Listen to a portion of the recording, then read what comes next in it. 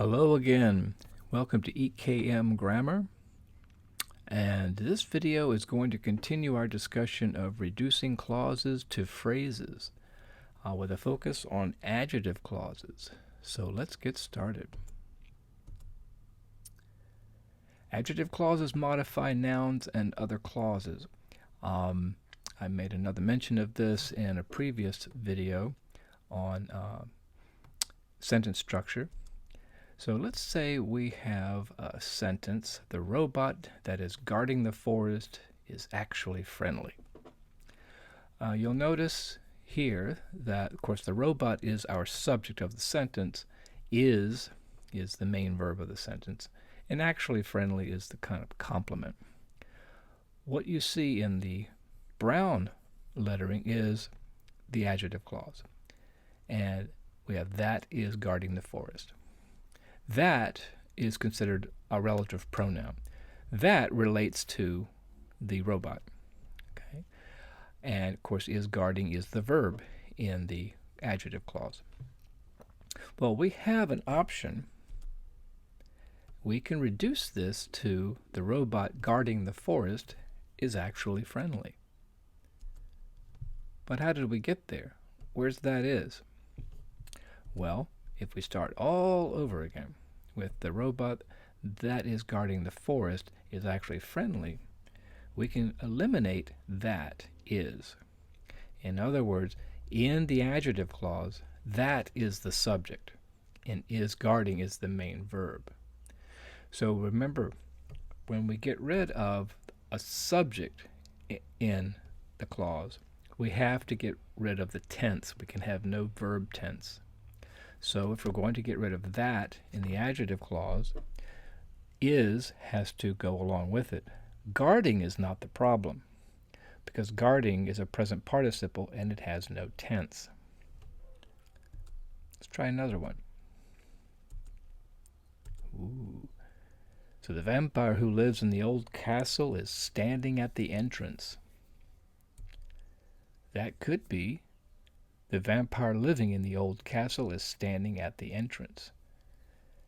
So again, if we take our original sentence, who is the subject of the adjective clause, lives is the verb in the adjective clause, we can eliminate who, but remember, if we're going to eliminate the subject in the clause, we can't have any verb tense.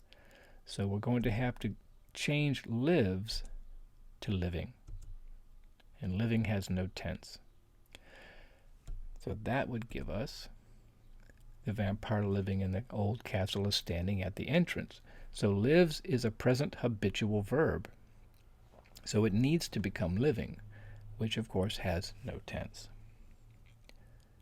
How about one more? The ancient scrolls that were written 2,000 years ago have been stolen. Can you see what we can eliminate? Very good.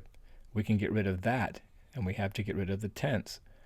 That would give us the ancient scrolls written 2,000 years ago have been stolen.